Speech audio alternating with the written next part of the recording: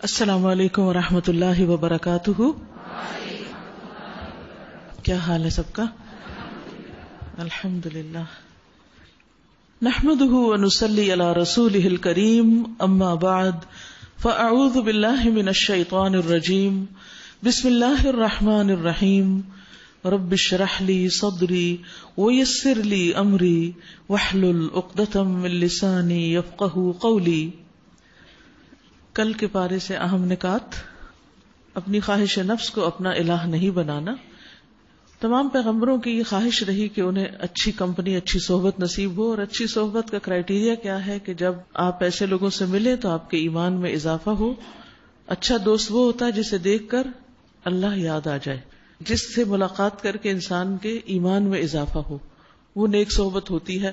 کیونکہ جب ہم ڈاؤن فیل کرنے لگتے ہیں تو پھر ہمیں ایسی سپورٹ کی ضرورت ہوتی ہے کہ جو لوگ ہمیں آگے بڑھائیں اور ہم پیچھے نہ رہیں. تو اگر ہم ان لوگوں سے ملیں گے جو خود پیچھے ہیں تو اور ہمیں پیچھے کر دیں گے. دین کی طرف لوگوں کو بلائیں، لیکن اس کام پر، محنت پر، اس راستے میں آنے والی تکلیف پر اجر کی توقع صرف اللہ سبحانہ و تعالیٰ سے رکھیں. بندوں سے اگر مانگیں گے تو مایوس ہوگے. اعمال کی درستگی کا انحصار انسان کے دل کی درستگی پر ہے، اور دل درست نہیں ہو سکتا جب تک زبان درست نہیں ہوتی.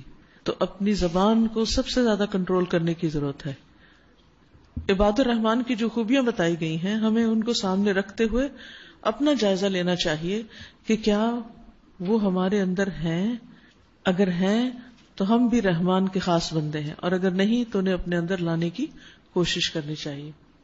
مسکرانا صدقہ ہے. انبیاء صرف مسکراتے تھے، کہہ نہیں لگاتے تھے، اونچی آواز سے نہیں ہنستے تھے، بہت منہ کھول کے نہیں ہنستے تھے. کسی کو بھی خیر کی بات بتاتے ہوئے اپنے اندر سیلف کنٹرول بہت ضروری. علم اور حکمت جو ہے وہ زیادہ قوت رکھتا ہے بنسبت جسمانی قوت کے. خالص توبہ گناہوں کو نیکیوں میں تبدیل کر دیتی ہے. جب انسان سچے دل سے اللہ کی طرف پلٹ آتا ہے، اپنے ماضی کے گناہوں سے نفرت کرتا ہے اور دوبارہ ان کی طرف نہیں پلٹتا. اللہ سے قلب سلیم مانگنا چاہیے تاکہ پھر ہم سلامت رہیں.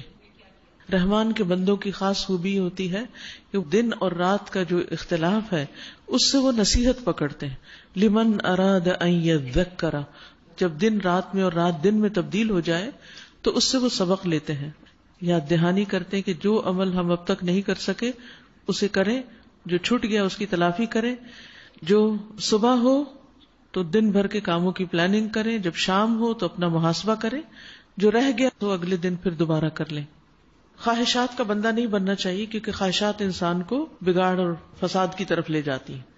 جو اللہ نے ہمیں دوسرے لوگوں کے مقابلے میں نعمت زیادہ دے رکھی ہو، اس پر تکبر کرنے کی بجائے اور دوسروں کو حقیر سمجھنے کی بجائے اللہ کا شکر ادا کرنا چاہیے. قرآن مجید کو چھوڑنے کی کئی اقسام ہیں، جن میں سے ایک قرآن کے ذریعے علاج نہ کرنا. اپنا اس کو پڑھنا اور شفا کی نیت سے پڑھنا کہ اللہ اس کے ذریعے مجھے شفا عطا کرے. جیسے سورۃ فاتحہ ہے تو سورۃ فاتحہ کا نام ہی الشفا ہے. اگر آپ کو کہیں بھی تکلیف ہے تو بارہا پڑھ کر اس جگہ پر دم کرتے رہیں. گھر میں اگر بے چینی، پریشانی اور بچوں کی طرف سے، شوہر کی طرف سے ایک بے برکتی سی محسوس ہوتی، سورۃ البقرہ کو کثرت سے پڑھنا شروع کر دیں. گھروں میں تلاوت کریں. بچہ گھر میں بلند آواز سے تلاوت کرے. اکٹھے بیٹھ کر گھروں میں پڑھنا شروع کریں تو آپ دیکھیں گے کہ برکت آئے گی. کیونکہ جب لوگ کسی بھی گھر میں اکٹھے ہو کر، ویسے تو مسجد ہے لیکن ویسے بھی کسی بھی جگہ پر جب لوگ اکٹھے ہو کر اللہ کا ذکر کرتے ہیں، اللہ کی کتاب پڑھتے ہیں تو رحمت نازل ہوتی ہے. تو اگر آپ چاہتے ہیں کہ آپ کے گھروں میں رحمتیں نازل ہو تو پھر لازم ہے کہ اس کتاب کو اہمیت دیں. بسم اللہ الرحمن الرحیم. الحمد للہ رب العالمین، الرحمن الرحیم، مالک یوم الدین، ایاک نعبد و ایاک نستعین، اہدنا الصراط المستقیم، صراط الذین انعمت علیہم غیر المغضوب علیہم ولا الضالین.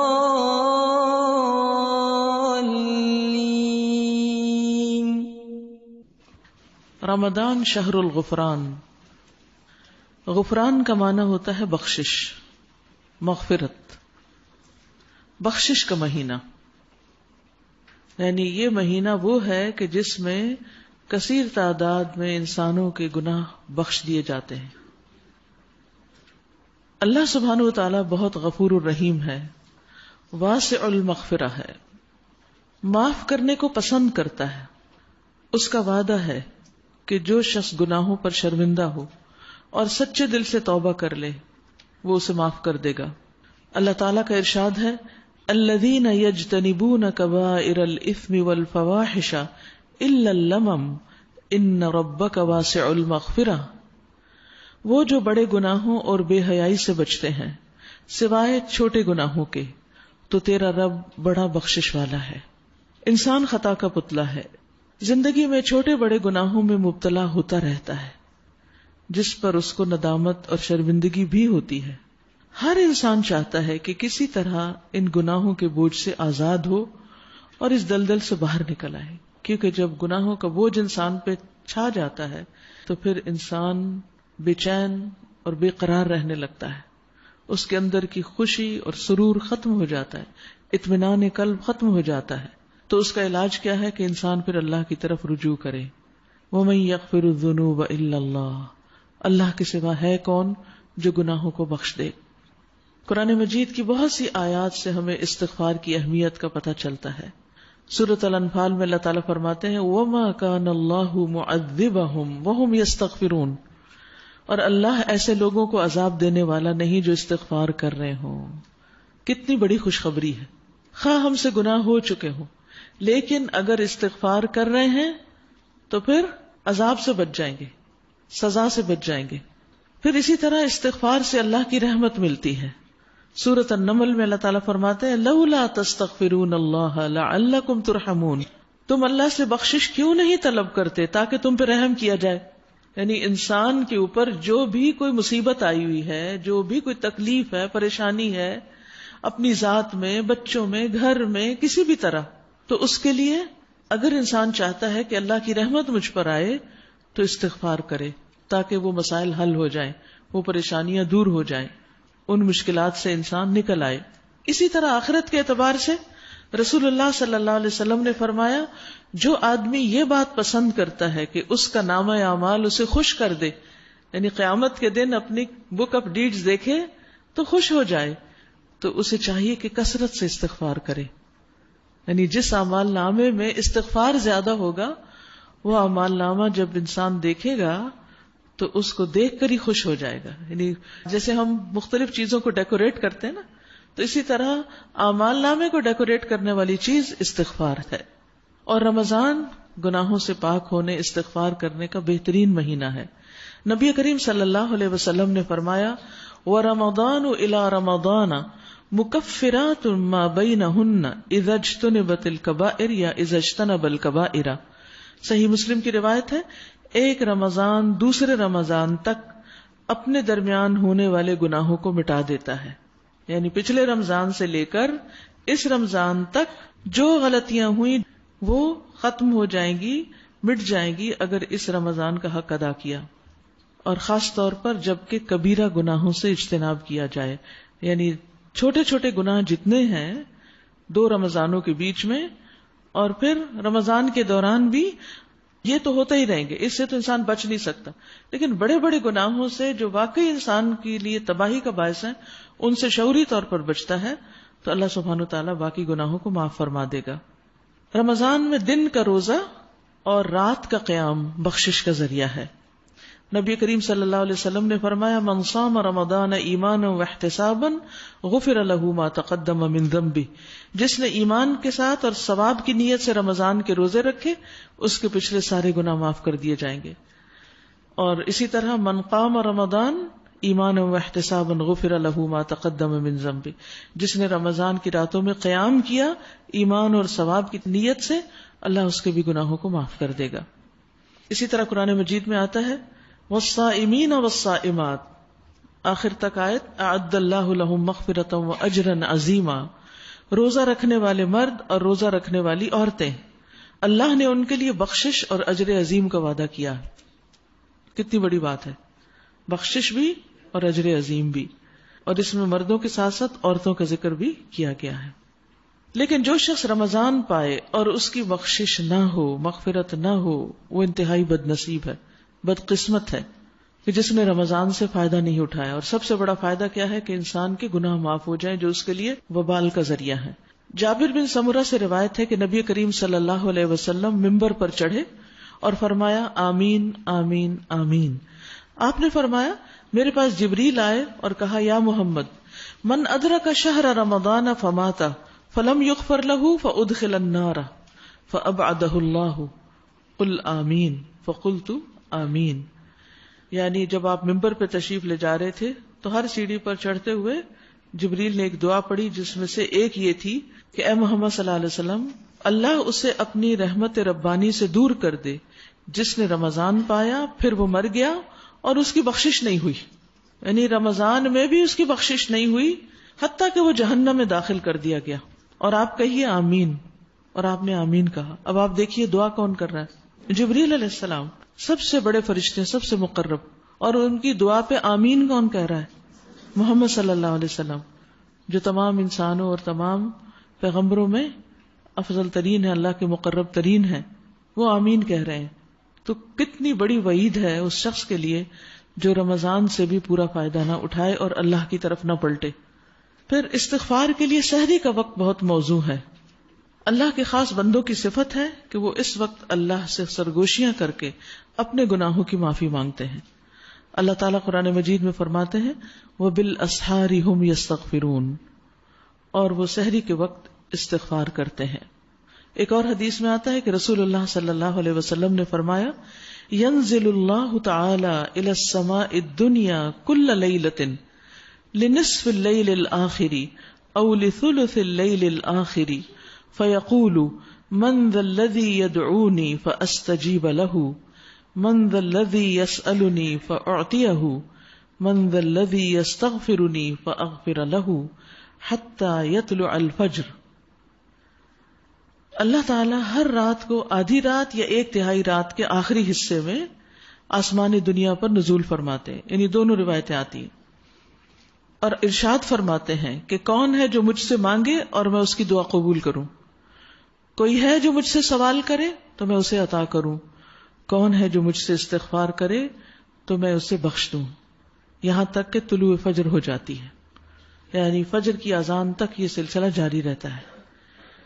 اور ویسے بھی جب رات کو سوتے ہوئے آپ کی آنکھ کھلے تو اس وقت بھی آپ یہ دعا پڑھ کے لا الہ الا اللہ وحدہ لا شریک لہ لہ الملک ولہ الحمد وہو علی کل شیء قدیر الحمد للہ وسبحان اللہ ولا الہ الا اللہ واللہ اکبر ولا حول ولا قوۃ الا باللہ اللہم اغفر لی، یہ دعا پڑھے تو اللہ سبحانہ وتعالیٰ کا وعدہ ہے کہ اللہ تعالیٰ بخشے گا. اور اگر اس کے بعد کوئی اور دعا بھی مانگتا ہے انسان تو وہ دعا بھی قبول ہوتی ہے.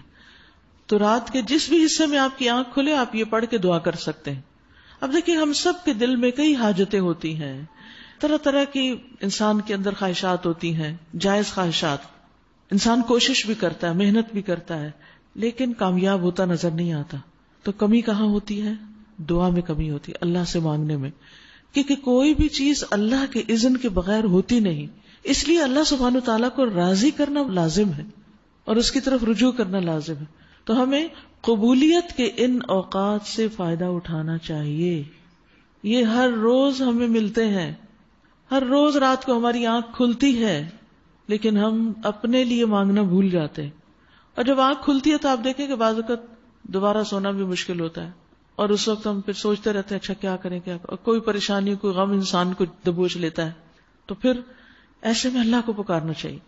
ایمان کا تقاضا یہ ہے کہ چھوٹی تکلیف ہو بڑی تکلیف ہو، چھوٹی ضرورت ہو بڑی ضرورت ہو، ہمارا پہلا دھیان اللہ کی طرف جائے اور اس پر اپنے آپ کو پرکھا کریں کہ جب کوئی آپ پہ پریشانی آئی، چھوٹی سے چھوٹی یا بڑی سے بڑی، تو آپ نے سب سے پہلے کیا کیا؟ کس کو یاد کیا، کس کو پکارا، کس کی طرف بڑھے، کس کی طرف رجوع کیا. کیونکہ خیال تو ایک سیکنڈ میں آ جاتا ہے نا. تو پہلا خیال کیا آیا؟ اپنا جائزہ خود لیں. اس سے آپ کو پتہ چل جائے گا کہ آپ کا اللہ سبحانہ وتعالیٰ سے کتنا تعلق ہے اور آپ اس کو کتنا پکارتے ہیں اور آپ اس کے کتنے قریب ہیں. اور پھر دوسری چیز، دل کے خیال کے بعد زبان کی طرف توجہ کیا کیجئے کہ منہ سے کیا نکلا. ہائے ہائے نکلا یا اللہ کا نام نکلا یا دعا نکلی، کیا نکلا منہ سے؟ کیونکہ وہ ہمارا ایک انسٹنٹ ریئیکشن ہوتا ہے نا، ہمارا اصل سامنے آتا ہے، ہم اندر میں ہے کیا یہ اس انسٹنٹ ریئیکشن سے ہمیں پتہ چلتا ہے. تو اپنا محاسبہ خود کرتے رہا کریں، اپنا جائزہ خود لیتے رہا کریں، کیونکہ ہر وقت کوئی تو ہمیں نہیں بتا سکتا کہ ہم کہاں ٹھیک ہیں کہاں نہیں، ہمیں کہاں کتنی اور امپروومنٹ کی ضرورت ہے. اور اگر کوئی بتانا بھی شروع کر دے تو ہم اس کی مانیں گے کب، اور ہمیں اچھا کتنا لگے گا. فوراً ڈیفینسو ہو جاتے ہیں. اکثر دیکھا کہ ذرا سے کسی کو بات سمجھائیں، ابھی جملہ آپ کا آدھا ہوگا منہ میں ہوگا، فوراً اپنے سے اٹھا کے بات پھینک، نہیں ایسے نہیں. اکثر ریئیکشن تو یہی ہوتا ہے کہ دوسرا ماننے کو تیار نہیں، تب کیا سمجھائیں گے اس کو. بعضوں کا صرف سوال ہی پوچھتے ہیں آپ کسی سے، بات ہی شروع کرتے ہیں، وہ اتنے اوور سینسٹیو ہوتے ہیں ہم کہ ہم سننا بھی نہیں چاہتے.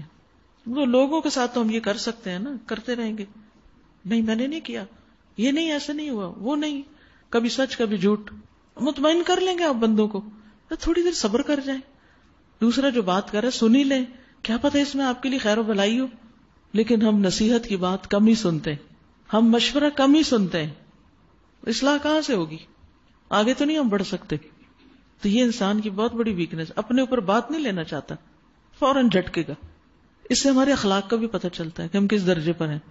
تو پھر کسی کے سمجھانے سے نہیں سمجھتے، اپنے آپ کو خود ہی سمجھا لیں، اپنی غلطیوں کو خود ہی دیکھنا شروع کر دیں. کیونکہ ان کے ساتھ جائیں گے تو یہی سامنے نظر آئے گا. کیونکہ اس دن تو صرف ظاہر نہیں، اندر سے بھی نکال کے باہر رکھا جائے گا نا. وَحُصِّلَ مَا فِي الصُّدُورِ. تو کیا بنے گا؟ کیا اس وقت جھٹلا سکیں گے؟ اس وقت انکار کر سکیں گے؟ نہیں یہ میں نے نہیں کیا، یہ میرے میں کب تھا، یہ میری غلطی نہیں تھی. وہاں تو نہیں کہہ سکیں گے. اللہ تعالیٰ کو تو ہم اس طرح سیٹسفائی نہیں کر سکتے.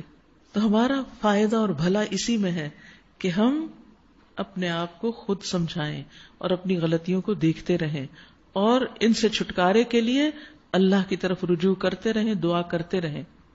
تو کرنے کے کام کیا ہے؟ کتاب میں دیکھیے، اپنے گناہوں پر نادم ہو کر، غلطیوں کا اعتراف کر کے اور رو کر اللہ سے توبہ کریں. یہ استغفار کا طریقہ ہے. ٹھیک ہے ہم کسی وقت تسبیح بھی پڑھ لیتے ہیں، استغفر اللہ استغفر اللہ استغفر، دھیان کہیں ادھر دیکھ رہے ہیں ادھر دے، استغفر اللہ استغفر. ٹھیک ہے یہ بھی کر لیں، 100 کی گنتی پوری کرنی ہے نا، کر لیں. لیکن چلے دن میں 1 دفعہ صحیح، 2 دفعہ صحیح، 3 دفعہ صحیح، کہیں تو بیٹھ کے روئیں اپنے لیے. پھر صرف اپنے لیے نہیں، سب مسلمانوں کے لیے بھی بخشش کی دعا کریں، کبھی دوسروں کے لیے بھی رویا کریں. اسی طرح گزشتہ گناہوں کی لسٹ بنائیں کہ ماضی میں کیا کیا میں نے کیا. لسٹ کاغذ پہ بھی لکھ کے بن سکتی ہے اور مینٹل لسٹ بھی. بچپن سے اپنا جائزہ لینا شروع کریں، آج تک میں نے کون کون سے کبیرہ گناہ کیے ہیں، کون کون سی غلطیاں کی ہیں. اور پھر وہ گناہ جن کے بارے میں شیطان خوف دلاتا ہے کہ اللہ تمہاری بخشش نہیں کرے گا، یہ تمہارا بہت بڑا گناہ ہے، اس میں تمہاری بخشش نہیں ہوگی، تو اس وقت اللہ کی رحمت سے امید رکھیں اور کہیں کہ ان اللہ یغفر الذنوب جميعا، بے شک اللہ سارے گناہ معاف کر دیتا ہے.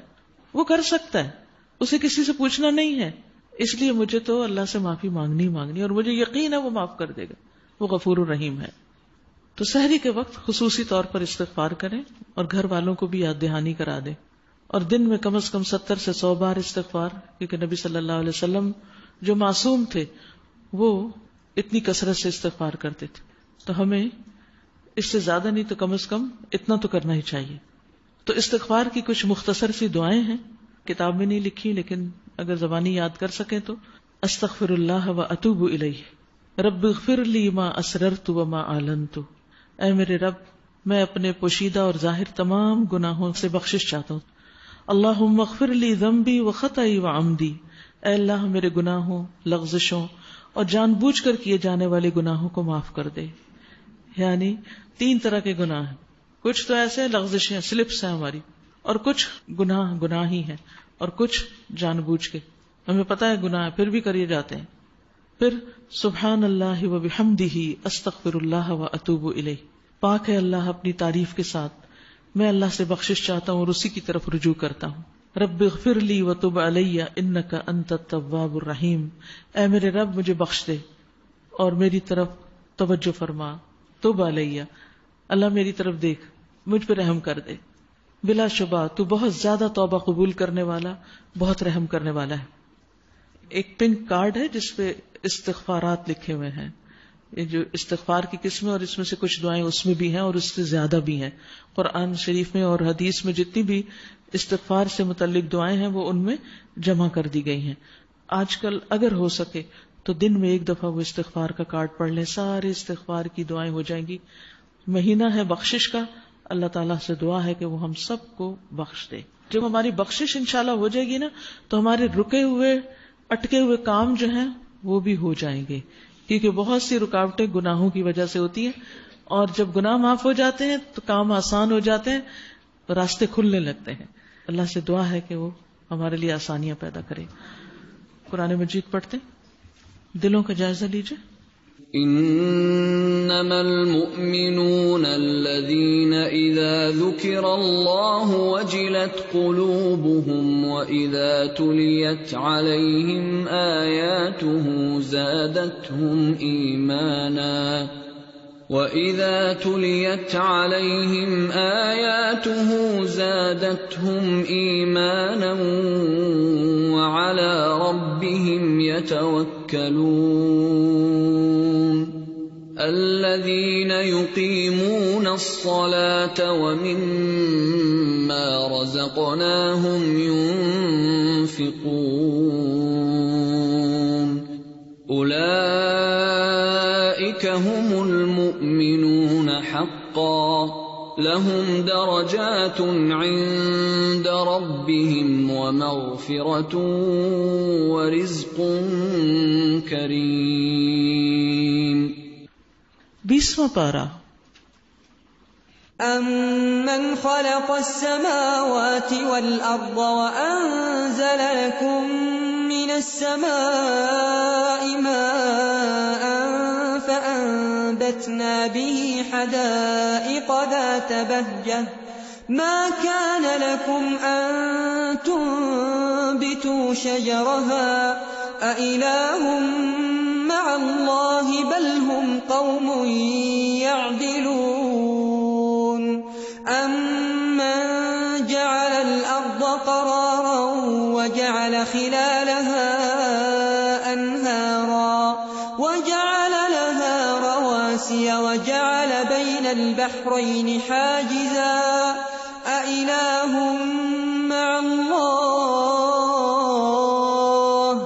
بَلْ أَكْثَرُهُمْ لَا يَعْلَمُونَ. شروع کرتی ہوں اللہ کے نام سے جو بے انتہا مہربان نہایت رحم فرمانے والا ہے.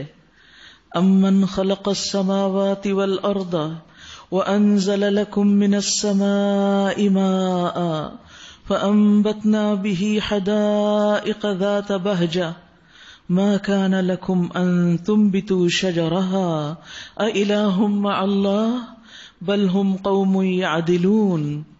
بھلا وہ کون ہے جس نے آسمانوں اور زمین کو پیدا کیا اور تمہارے لیے آسمان سے پانی برسایا, پھر اس کے ذریعے سے وہ خوش نما باغ اگائے جن کے درختوں کا اگانا تمہارے بس میں نہ تھا. کیا اللہ کے ساتھ کوئی دوسرے الہ بھی ان کاموں میں شریک ہے؟ نہیں, بلکہ یہی لوگ راہ راست سے ہٹ کر چلے جا رہے ہیں. حقیقت یہ ہے کہ اللہ ہی ہر چیز کا خالق ہے.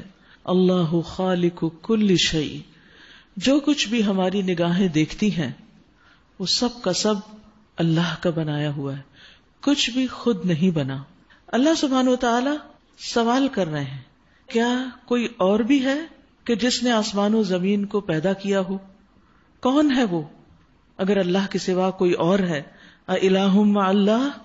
تو حقیقت یہ ہے کہ وہی خالق ہے, اور جب خالق وہ ہے تو پھر عبادت کا مستحق بھی وہی ہے, الہ بھی وہی ہے. الہ کا معنی ہوتا ہے معبود, یعنی پھر عبادت بھی اسی کی کرنی چاہیے.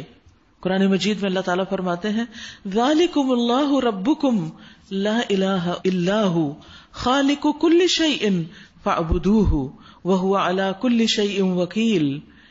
یہ ہیں تمہارے اللہ رب العالمین کی صفات, اس کے سوا کوئی الہ نہیں, وہ ہر چیز کا خالق ہے, لہذا اسی کی عبادت کرو.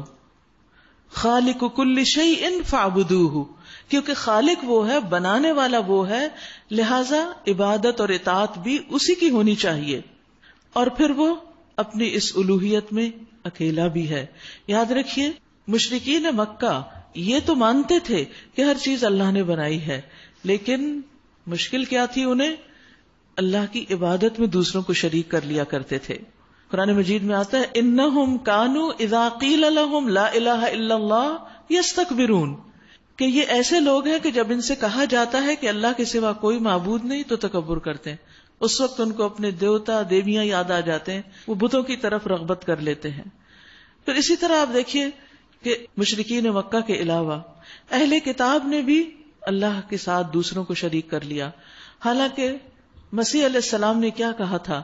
وقال المسیح یا بنی اسرائیل اعبدوا اللہ ربی وربکم، اے بنی اسرائیل اللہ کی عبادت کرو جو میرا رب بھی ہے تمہارا رب بھی ہے. انہ من یشرک باللہ فقد حرم اللہ علیہ الجنہ، کہ جس نے بھی اللہ کے ساتھ کسی اور کو شریک ٹھہرایا اللہ نے اس کے لیے جنت حرام کر دی. لہذا شرک جو ہے وہ انسان کے لیے ہلاکت خیز ہے. وَمَأْوَاهُ النَّارُ، اور اس کا ٹھکانہ آگ ہے. وَمَا لِلظَّالِمِينَ مِنْ أَنصَارٍ، اور ظالموں کا کوئی بھی مددگار نہیں.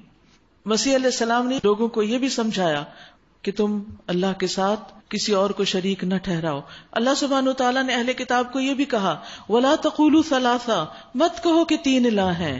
انتہوا خیرا لکم، رک جاؤ تمہارے لیے یہی بہتر ہے. انما اللہ الہ واحد، بے شک ایک اللہ ہی اکیلا معبود ہے. پیچھے ہم انبیاء کے واقعات پڑھ رہے ہیں. تمام انبیاء نے اپنی قوم کو آ کر ایک ہی سبق دیا، سب کی دعوت کا ایک ہی مضمون تھا، اور وہ کیا تھا؟ وما ارسلنا من قبلک من رسول الا نوحی الیہ انہ لا الہ الا انا فاعبدونی. ہم نے آپ سے پہلے جتنے بھی رسول بھیجے ان سب کی طرف یہی وحی کرتے رہے کہ میرے سوا کوئی الہ نہیں، لہذا صرف میری عبادت کرو. نوح علیہ السلام، ہود علیہ السلام، صالح علیہ السلام، شعیب علیہ السلام، سب نے اپنی قوموں کو ایک ہی بات آ کے کہی یا قوم اعبدوا اللہ ما لکم من الہ غیرہ، کہ میری قوم اللہ کی عبادت کرو، اس کے سوا کوئی معبود نہیں. تو تمام انبیاء کی دعوت کا بنیادی نقطہ کیا تھا؟ ایک اللہ کی عبادت اور اس کے ساتھ کسی کو شریک نہیں کرنا. تو یاد رکھیے کہ صرف اللہ کو جاننا کافی نہیں، صرف اس کی پہچان کافی نہیں کہ ہاں ہم مانتے ہیں کہ پیدا کرنے والا وہ ہے، نہیں، اس کو رب اور الہ ماننا بھی ضروری ہے.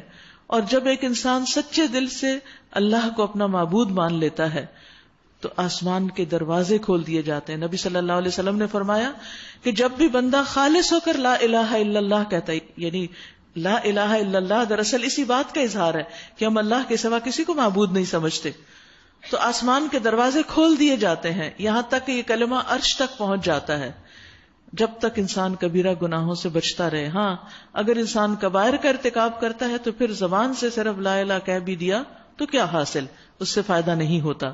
اور پھر جس شخص کا آخری کلام یہ کلمہ ہو لا الہ الا اللہ، فرمایا جس بندے نے بھی اس کلمہ لا الہ الا اللہ کو مان لیا پھر اسی پر فوت ہوا، اس کے لیے جنت ہے، یعنی جنت کی بشارت. تو ہم سب کو بھی یہ دعا کرنی چاہیے کہ اللہ ہمیں آخری وقت لا الہ الا اللہ نصیب ہو، ہماری زبان اس بات کی گواہی دیتے ہوئے دنیا سے رخصت ہو. کیونکہ فلا تدع مع اللہ الہا آخر فتکون من المعذبین، تو اللہ کے سوا کسی اور کو معبود نہ کہہ ورنہ تو عذاب دیے جانے والوں میں شامل ہو جائے گا. تو اہل مکہ کو مختلف طرح کے دلائل دیے جا رہے ہیں، زمین و آسمان کی تخلیق کی طرف متوجہ کر کے، طرح طرح کی نباتات دکھا کر کہ یہ درخت کس نے اگائے ہیں. کسی ایک درخت کے پاس کھڑے ہو کر آپ دیکھیں، اور ہر درخت دوسرے سے مختلف، اور اس کے پھول اور پتے اور شاخیں اور اس کے اثرات اور اس کے فائدے، ہر چیز دوسرے سے مختلف، اور لاکھوں لاکھ قسمیں ہیں نباتات کی جو زمین کے اندر پائی جاتی ہیں، جن کا احاطہ کرنا بھی انسان کے لیے مشکل ہے. اور ہم اپنی زندگی میں صرف چند گنے چنے پودے دیکھتے ہیں اور ان میں سے بھی صرف چند ایک کے نام ہمیں آتے ہیں. تو کتنا بڑا ہے ہمارا رب جو خالق ہے ہر چیز کا. پھر فرمایا اور وہ کون ہے جس نے زمین کو جائے قرار بنایا، یعنی زمین باوجود اس کے کہ خلا میں تیر رہی ہے، ایک جگہ ٹکی ہوئی نہیں، لیکن ہمارے لیے قرار کی جگہ ہے. ہر وقت متحرک رہنے والی زمین پر ہم سکون کے ساتھ بیٹھے ہوئے ہیں. حیران کن انتظام ہے اللہ کا. اگر یہ ہر وقت ہلتی رہتی تو کیا حال ہوتا. چند لمحوں کے لیے جب زلزلہ آتا ہے تو دل باہر آنے لگتے ہیں. کہاں یہ کہ زمین ہر وقت جس طرح وہ دوڑ رہی ہے اس کی دوہری حرکت ہے، اس کے باوجود ہم اس پر سکون سے سارے کام کرتے چلے جا رہے ہیں. تو اللہ تعالیٰ خاص طور پر اپنی اس قدرت کی طرف متوجہ فرما رہا ہے. کون ہے جس نے زمین کو جائے قرار بنایا اور اس کے اندر دریا رواں کیے اور اس میں پہاڑوں کی میخیں گاڑ دی اور پانی کے دو ذخیروں کے درمیان پردے حائل کر دیے. کیا اللہ کے ساتھ کوئی اور الہ بھی ان کاموں میں شریک ہے؟ نہیں، بلکہ ان میں سے اکثر لوگ علم نہیں رکھتے، نادان ہیں. امن یجیب المضطر اذا دعاہ ویکشف السوء ویجعلکم خلفاء الارض االہ مع اللہ. کون ہے جو بے قرار کی دعا سنتا ہے، بے قرار کی، پریشان حال کی، جبکہ وہ اسے پکارے؟ اور کون اس کی تکلیف دور کرتا ہے؟ کون ہے جو تمہیں زمین کا خلیفہ بناتا ہے؟ کیا اللہ کے ساتھ کوئی اور الہ بھی یہ کام کر سکتا ہے؟ تم لوگ کم ہی سوچتے ہو، کم ہی نصیحت پکڑتے ہو. یاد رکھیے، ہر انسان کی زندگی میں کوئی نہ کوئی وقت بے قراری کا ہوتا ہے. اول تو ہم دن میں کسی نہ کسی ایسی مشکل میں یا تو پڑھتے ہیں، کوئی خبر سنتے ہیں، یا بعض اوقات بغیر کسی وجہ کے ہم بے قرار ہونے لگتے ہیں. اور آپ اپنے آپ سے کہتے ہیں کہ کیا وجہ، کوئی ریزن نہیں سمجھ آتی، میرے دل کو کیا ہو گیا. یہ دراصل ایک ذریعہ ہے اللہ کی طرف رغبت کرنے کا، لیکن اس وقت ہم مادی چیزوں سے دل بہلانے کا سوچتے ہیں. کبھی ٹی وی لگا لیتے ہیں، کبھی کسی سے فون کر لیتے ہیں، کبھی کسی کے پاس چلے جاتے ہیں، کچھ لوگ کھانے بیٹھ جاتے ہیں. کیونکہ بعض اوقات ہم دیکھو کہ جب ڈپریشن کے شکار ہوتے ہیں تو بلا وجہ کھانا شروع کر دیں کہ ان کو وقتی طور پر پلیزر چاہیے ہوتا ہے. کچھ لوگ بس ایسی ونڈو شاپنگ کرنے باہر نکل جاتے ہیں، کچھ کہیں سیر تفریح، گھومنا پھرنا، بس دل بہلانے کے مختلف طریقے اختیار کرتے ہیں. لیکن دل ہے کہ بہلنے کا نام نہیں لیتا. وقتی طور پر اس کی آہیں کرائیں، دب بھی جائیں تو پھر تھوڑی دیر بعد پھر وہ اوپر آ جاتی. تو ایسے میں انسان اللہ کی طرف رجوع کرے. بے قرار کو اللہ جواب دیتا ہے. امن یجیب المضطر، کون ہے جو بے قرار کو جواب دیتا ہے؟ وہ دیتا ہے. وَإِذَا سَأَلَكَ عِبَادِي عَنِّي فَإِنِّي قَرِيبٌ أُجِيبُ دَعْوَةَ الدَّاعِ إِذَا دَعَانِ. پکارنے والا، دعا کرنے والا جب مجھ سے دعا کرتا ہے میں اس کو جواب دیتا ہوں. لیکن مشکل یہ ہے کہ ہمارے مانگنے میں کمی ہوتی ہے. یاد رکھیے، اخلاص کے ساتھ تڑپ کے جب کوئی دعا کرتا ہے تو دعا قبول ہو جاتی ہے. اگرچہ کوئی شدید نافرمان گناہگار شخص کیوں نہ ہو، اور اگرچہ کوئی شخص اللہ کا منکر ہی کیوں نہ ہو، کوئی انکار کرنے والا ہی کیوں نہ ہو، کوئی نافرمان ہی کیوں نہ ہو، ناشکرا ہی کیوں نہ ہو، لیکن اللہ سبحانہ تعالیٰ اس کی دعا قبول کرتا ہے. وہ یکشف السوء، اس کا وعدہ ہے کہ وہ تکلیف دور کرتا ہے. لہذا ہر چھوٹی بڑی تکلیف میں ہمیں اللہ سبحانہ تعالیٰ کی طرف رجوع کرنے کی ضرورت ہے اور مایوس نہ ہوں. پکارتے رہیں، پکارتے رہیں. ہر دعا کی قبولیت کا ایک وقت ہوتا ہے. اب دیکھیے کہ جب بدر کے میدان میں نبی صلی اللہ علیہ وسلم اللہ سے فریادیں کر رہے تھے تو اللہ نے کیسے مدد بھیجی. اور صرف نبی صلی اللہ علیہ وسلم نہیں، صحابہ بھی. اللہ تعالیٰ قرآن مجید میں فرماتے ہیں سورۃ الانفال میں، اذ تستغیثون ربکم، جب تم اپنے رب سے فریادیں کر رہے تھے. اور فریاد کیا ہوتی ہے؟ یعنی جب انسان تڑپ کے مانگتا ہے، پوری قوت سے مانگتا ہے اور وہ سمجھتا ہے اللہ کے سوا کوئی نہیں جو اس وقت میری مدد کرے، اور واقعی ہے بھی کوئی نہیں. اگر کوئی کرے گا بھی تو وہ تو اللہ ہی کے اذن سے کرے گا، اللہ ہی اس کے دل میں خیال ڈالے گا آپ کے ساتھ مہربانی کا سلوک کرنے کا. تو پھر اللہ ہی کو پکارنا چاہیے. تو اب جب صحابہ نے فریادیں کی اللہ سے تو اللہ تعالیٰ نے کیا فرمایا؟ تو اس نے تمہاری دعا قبول کر لی. فاستجاب لکم، سن لی گئی دعائیں. کیا کہ میں تمہاری مدد 1000 لگاتار فرشتوں سے کروں گا. آتے جائیں گے، آتے جائیں گے، آتے جائیں گے. بس اللہ نے آپ صلی اللہ علیہ وسلم کی فرشتوں کے ذریعے مدد فرمائی. لیکن یہ فریادیں کتنی تھیں؟ ہم ذرا اپنی دعا اور نبی صلی اللہ علیہ وسلم کی دعا کے ساتھ تھوڑا سا کمپیریزن کریں. ہم 1 دفعہ مانگتے ہیں، 2 دفعہ کہتے ہیں، 3 دفعہ. مثلاً کل سے آج تک ہم نے جو بھی دعا مانگی اس کو ایک ٹائم میں کتنی دفعہ ریپیٹ کیا؟ 1 دفعہ، 2 دفعہ، 3 دفعہ. بعض اوقات پریشان بیٹھے رہتے ہیں، دل پریشان ہے، منہ سے دعا نہیں نکلتی. اس کے لیے بھی استغفار چاہیے تاکہ رکاوٹ دور ہو اور ہم دعائیں کریں. فریاد وہ ہوتی ہے نا جو ریپیٹڈلی کی جائے. ہم ایک دعا جو ہماری ضرورت ہے پریشانی دور کرنے کی 1 دفعہ، 2 دفعہ، 3 دفعہ آگے نہیں بڑھتے. سجدے میں پڑھ جائیں، مانگے چلے جائیں، مانگے چلے جائیں، مانگے چلے جائیں، مانگے چلے جائیں. دیکھیں مسئلہ حل ہوتا ہے کہ نہیں. اللہ ضرور سنے گا. وہ یہ دیکھتا ہے کہ اس بندے کو خود اپنا مسئلہ حل کرنے میں کتنی دلچسپی ہے، یہ خود کیا ایفرٹ لگاتا ہے. یعنی ایفرٹ ایک تو وہ ہوتی ہے کہ جو ہم کسی کام کو کرنے کے لیے کر رہے ہوتے ہیں، عملی سبب، اور ایک ایفرٹ دعا میں بھی ہوتی ہے. یہ دونوں ایفرٹ چاہیے ہوتی ہیں. صرف کوشش یا اسباب کا اختیار کرنا صرف وہ ایفرٹ کافی نہیں، دعا کے لیے بھی کوشش اور فریادیں. اور پھر نبی صلی اللہ علیہ وسلم اس دن کیا کہہ رہے تھے؟ اے اللہ میں تیرے عہد اور تیرے وعدے کا واسطہ دے کر فریاد کرتا ہوں، اللہ اگر تو چاہے کہ آج کے بعد تیری عبادت نہ کی جائے تو پھر ٹھیک ہے، ورنہ تو ہماری مدد کر، ہم اس وقت کمزور ہیں. اللہ سبحانہ وتعالیٰ نے دعا قبول کی، اور بار بار آپ یہ دہرا رہے تھے تک حضرت ابوبکر نے آپ کا ہاتھ پکڑ لیا اور کہا یا رسول اللہ بس اتنی دعا کافی. اور وہ اللہ کے رسول تھے، وہ کہتے میں تو اللہ کا رسول ہوں، اتنا اسپیشل ہوں، میرے لیے تو ویسے ہی مدد آ جائے گی، مجھے مانگنے کی کیا ضرورت ہے. نہیں، اس کے باوجود وہ اللہ سے مانگتے تھے. تو اگر ہم کہتے ہیں کہ ہم گناہ گار ہیں تو ہمیں تو اس سے بھی زیادہ مانگنے کی پھر ضرورت ہے. اللہ ہمیں توفیق دے. تو یہاں انڈائریکٹلی یہ بتا دیا گیا کہ اللہ ہی ہے جو تکلیفیں دور کرتا ہے. لہذا زندگی میں کوئی بھی تکلیف ہے، یو نیم اٹ، اپنی یا شوہر یا بچوں یا مال دولت صحت کسی بھی چیز کے بارے میں، تو پکارنا شروع کر دیں. اور وہ کون ہے جو خشکی اور سمندر کی تاریکیوں میں تمہیں راستہ دکھاتا ہے جب تم بھٹک جاتے ہو؟ ان اندھیروں میں کون تمہیں منزل پہ پہنچاتا ہے؟ وہی نا. اور کون اپنی رحمت کے آگے ہواؤں کو خوشخبری لے کر بھیجتا ہے، یعنی بارش سے پہلے؟ کیا اللہ کے ساتھ کوئی دوسرا الہ بھی یہ کام کرتا ہے؟ بہت بالا و برتر ہے اللہ اس شرک سے جو یہ لوگ کرتے ہیں. اور وہ کون ہے جو خلق کی ابتدا کرتا ہے اور پھر اس کا اعادہ کرتا ہے، یعنی پیدا کرنے کے بعد جب کوئی چیز ختم ہو جاتی پھر دوبارہ پیدا کر سکتا ہے. کون ہے جو تم کو آسمان اور زمین سے رزق دیتا ہے؟ یاد رکھیے رزق زمین سے بھی آتا ہے اور رزق آسمان سے بھی برستا ہے. کیا اللہ کے ساتھ کوئی اور الہ بھی ان کاموں میں حصے دار ہے؟ کہو کہ لاؤ اپنی دلیل اگر تم سچے ہو کہ کوئی اور بھی ہے جس کے پاس یہ کمالات ہوں. ان سے کہو اللہ کے سوا آسمانوں اور زمین میں کوئی غیب کا علم نہیں رکھتا اور وہ نہیں جانتے کہ وہ کب اٹھائے جائیں گے. یعنی جن مردوں سے جا کے تم دعائیں کرتے ہو یا سمجھتے ہو کہ وہ تمہاری کچھ سنتے ہیں، ان کو تو خود یہ نہیں پتا کہ وہ مر کے قبروں میں جو پڑے ہوئے دوبارہ اٹھیں گے کب، قیامت کب آئے گی. بلکہ آخرت کا تو علم ہی ان لوگوں سے گم ہو گیا ہے، بلکہ یہ اس کی طرف سے شک میں ہے. ساری مشکلات کی جڑ جب انسان کو آخرت کا یقین ہوتا ہے تو پھر وہ اپنی فکر کرتا ہے، اور فکر کرتا ہے تو اپنے اعمال کی اصلاح کی پریشانی اس کو لاحق ہوتی ہے. بلکہ یہ اس کی طرف سے شک میں ہیں، بلکہ یہ اس سے اندھے ہیں، کچھ جانتے ہی نہیں وہاں کیا کچھ ہونے والا ہے. یہ منکرین کہتے ہیں کیا جب ہم اور ہمارے باپ دادا مٹی ہو چکے ہوں گے تو ہمیں واقعی قبروں سے نکالا جائے گا؟ یہ خبریں ہم کو بھی بہت دی گئیں اور پہلے ہمارے آباء و اجداد کو بھی دی جاتی رہی ہیں، مگر یہ بس افسانے ہی افسانے ہیں جو اگلے وقتوں سے سنتے چلے آ رہے ہیں. یعنی آخرت پر ان کا پورا یقین نہیں تھا، اس کو بس ایک کہانی ہی سمجھتے تھے.